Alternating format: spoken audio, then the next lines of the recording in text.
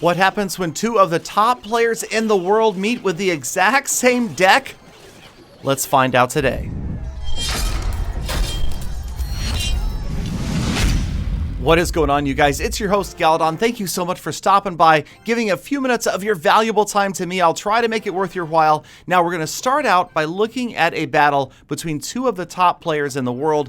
These guys, at the time, were both top 20 players, and it was really cool to see two top 20 players meet with the exact same deck, every single card, and check out their strategies. And check it out, you guys. The battle's starting out almost exactly the same for both players. Both drop the Lava Hound first, then they go to Mega Minion Goblin Gang on both sides. So what we're going to do here is, if you look really closely, you can see who ends up with the advantage. Both players using the Goblin Gang on defense and the Mega Minion on defense.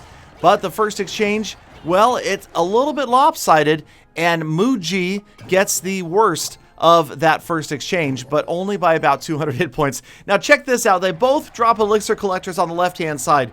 So far, almost everything identical, and this right here is where things are going to change up. Both players are going to go to the Lava Hound, but Mood M goes to the right, K-Luz goes to the left, and so they're approaching on opposite lanes. So this was kind of a switch from the red player, and we'll see. They both have the balloon queued up to go next. So again, check it out, you guys. Almost at the exact same time. You think these guys have similar strategies. Then, here's the difference. Mega Minion in support versus Goblin Gang in support.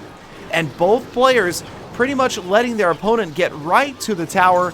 And on the left-hand side, the freeze spell. On the right-hand side, the tower goes down, and Muji loses the tower on the left-hand side after all. Now the freeze up there trying to get the King's Tower. Looks like a quick attempt for a 3-crown win.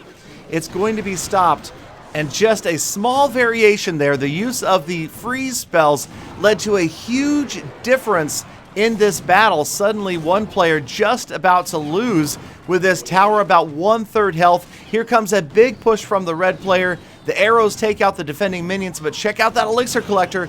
Used as a defensive building, stalls the units in the middle, lets both towers work on the balloon. The balloon is down.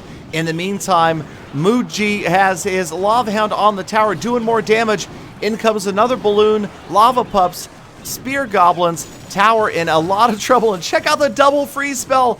Both players using a freeze there, simultaneously nullifying each other. Balloon is not quite going to get there, but the crash damage does, and that's just about all he needs. Sending in one more Goblin Gang. Looks like this one is going to be over, and a crazy battle right here ended with a little bad manners, but I would expect that happens a lot at the very top tier play. So, pretty cool looking deck, right? Let's give it a try. There it is in TV Royale. We're going to go down to this player's profile, and we're going to copy his deck. And with no further delay, I popped right back into a battle. We were going to do this live and see what would happen if I watched these two exchange and then try it myself. Now, facing a level 12 player is a bit of an advantage. I'll take it. I need every bit I can get. The starting hand, though, right here, not good. You want, ideally, either the Elixir Collector or the Lava Hound out in front. Now, a lot of players don't like to throw the Lava Hound first, simply because it leaves you really vulnerable for a few seconds as you're so low on Elixir. Now, right here, I have to focus on defending because I really had no way to put an offensive push together yet. So just trying to focus on getting the Lava Hound out of the way. We're getting the damage down there. Going to throw in the Goblin Gang. That should help stop the pups from converging on the tower. And, well, it works out pretty well. We've got a big mass of units on the other side. Should work on that tombstone. And now we're going to start to pump. Okay, so now we've dropped our first pump off to the opposite tower that the opponent was pushing on, hoping that maybe he won't take the time or the elixir to damage it with something like a lightning fireball miner. Okay, here comes my Lava Hound on the left side. Elixir pump going. He's got his own Lava Hound, but of course I've got a huge advantage. I've got the pump going and it's untouched.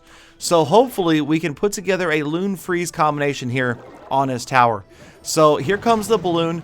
That was a really bad, unskilled drop of the balloon. Now the balloon is in the lead, which is not what you want to do.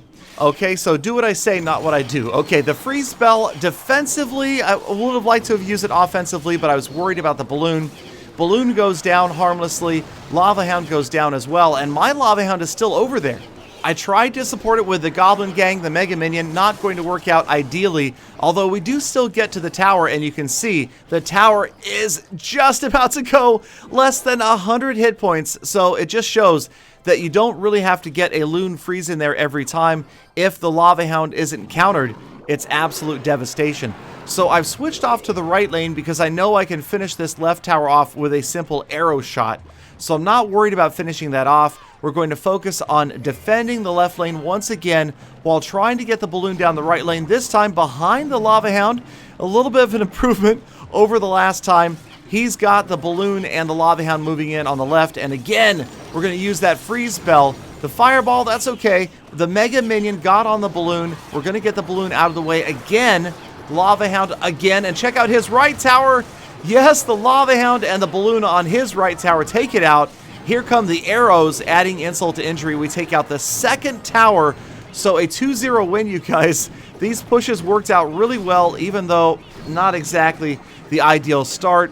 I'm going to go ahead and let him push on my left tower and take it out in hopes that we could grab a 3-crown win right here. Everybody kind of wandering around. The balloon's in on his King's Tower. 5 seconds left. Can we do it? Looks like yes. The 3-crown win. So, okay, I'll call that 50-50. Luck. And, well, I don't know about skill, but okay. 60-40, 70-30. Well, either way, it was a victory, and that's all that matters. So 33 trophies for the good guys.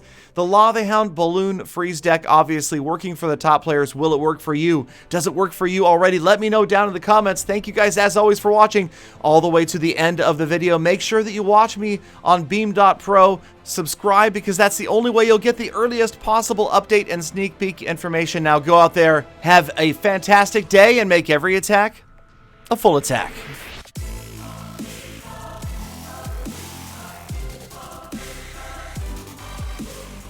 Galadon, don't you tell me what to do. Peter, I said have a nice day. Doesn't matter, Galadon. It's the principle.